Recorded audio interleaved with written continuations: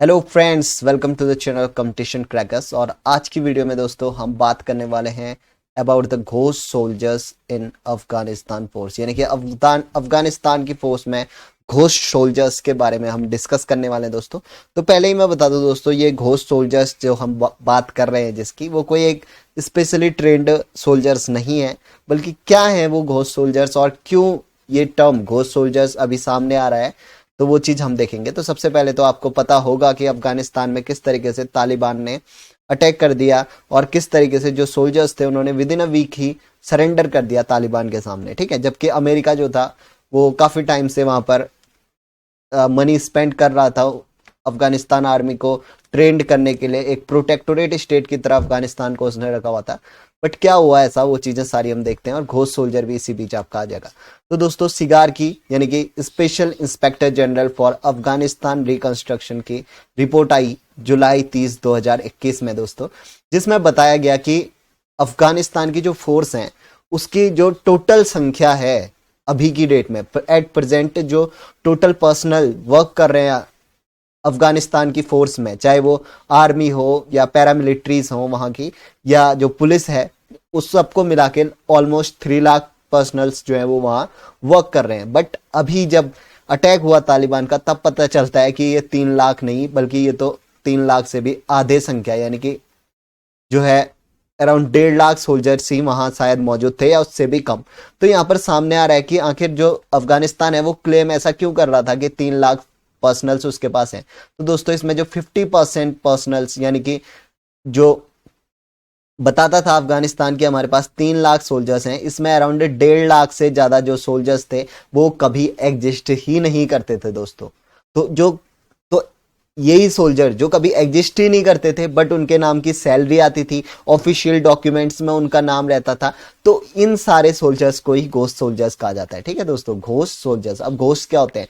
Ghost जो है वो एग्जिस्ट ही नहीं करते हैं इस संसार में, तो इसी तरीके से घोस्ट सोल्जर्स भी हैं जो कि एग्जिस्ट ही नहीं करते थे, आर्मी में वो कभी थे ही नहीं, बट उनके नाम पे पूरी की पूरी पेमेंट वहां पर जा रही थी, उनके नाम पे बजट अमेरिका से आ रहा था। तो और बताया जा रहा है कि लगभग 50% से 70%, यानी कि 50% से 70% जितनी भी फोर्स अफगानिस्तान ने बताई थी, 3 लाख फोर्स, जो उसकी 50 से 70% सारे के सारे ये घोस्ट सोल्जर्स थे, जो कि या तो कभी एग्जिस्ट ही नहीं करते थे, बट उनका नाम फिर भी डाला गया था आर्मी की लिस्ट में या फोर्सेस की लिस्ट में, या कुछ ऐसे लोग जो सिविल या वहां की जो लोकल पब्लिक है उनका नाम उठा के उन्होंने डाल दिया कि ये भी हमारी फोर्स का हिस्सा है, और उसके नाम पे पेमेंट लेना या उसके नाम के जो है, ठीक है, उसके नाम की जो तनख्वाह लेना उन्होंने स्टार्ट कर दिया। और सिमिलरली कुछ ऐसे जवान जो कि शहीद हो चुके हैं, बट उनका नाम फिर भी नहीं काटा गया और उनके नाम पे ट्रांजैक्शन चलते रहे उनके,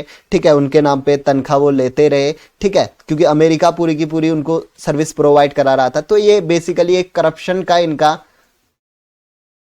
नया फेनोमेना था, मतलब करप्शन करने की एक नई तकनीक थी। अफगानिस्तान के जो गवर्नमेंट थी उसके द्वारा ये तकनीक अपनाई गई, जिसमें कि 3 लाख पर्सनल्स दिखाया गया, जबकि इनके पास फूटी कौड़ी भी नहीं, यानी कि 1.5 लाख से भी कम पर्सनल्स थे, और फिर भी ये 3 लाख के पेमेंट जो है वो अमेरिका से लेते रहे। तो एक करप्शन इन्होंने यहाँ पर किया हायर लेवल्स ऑफिशियल्स ने। और कुछ बात अभी जो सामने ये भी आ रही है, कुछ अभी जो पर्सनल्स थे अफगानिस्तान के, उन्होंने एक सरेंडर करने का, क्योंकि उन्होंने सरेंडर कर दिया अभी तालिबान के सामने, तो उन्होंने एक कारण ये भी बताया कि वो काफी दुखी थे क्योंकि उनकी सैलरीज जो थी वो टाइम पे नहीं मिल रही थी, उनको काफी टाइम से सैलरीज नहीं मिली थी, इकोनॉमिक क्राइसिस उनका आ चुका था। तो इसके चलते भी उन्होंने कहीं ना कहीं सरेंडर करने को एक वजह ये भी बताई है सरेंडर करने की, ठीक है, कि उनके पेमेंट टाइम पे नहीं मिलती थी।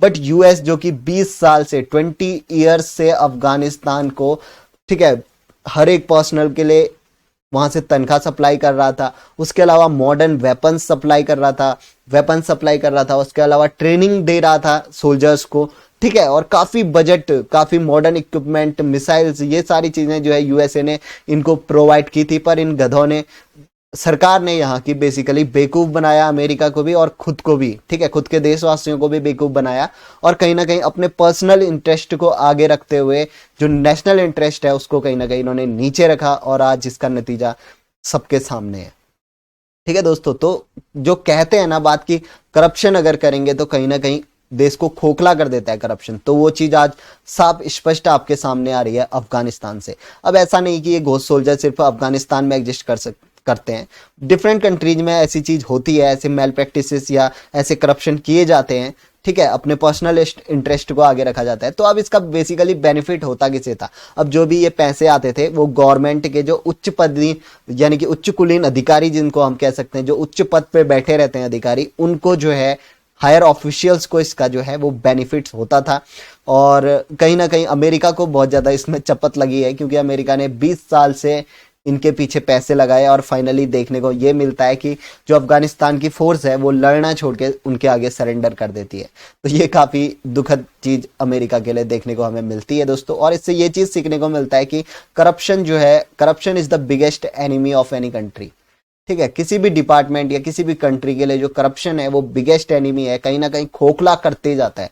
और इसी तरीके से खोखला हो गया अफगानिस्तान, ठीक है। जबकि जो तालिबान की सेना थी वो इनके सामने कुछ भी नहीं थी। अगर 3 लाख पर्सनल, जो कि इन्होंने अगर सही रिपोर्ट भेजी होती अफगानिस्तान ने, और ये सही रिपोर्ट में ये आया होता कि 3 लाख पर्सनल जो रिपोर्ट में है, अगर रियल में भी वो पर्सनल्स होते तो आज ये स्थिति अफगानिस्तान की नहीं होती और तालिबानी सेना को ये आराम से हरा सकते थे। बट ऐसा नहीं हुआ, इन्होंने डुप्लीकेट रिपोर्ट्स, फेक रिपोर्ट्स भेजी, सिर्फ और सिर्फ करप्शन किया। 50% तो सैनिक इनके एग्जिस्ट करते ही नहीं थे, बस उनका नाम लिखा गया था।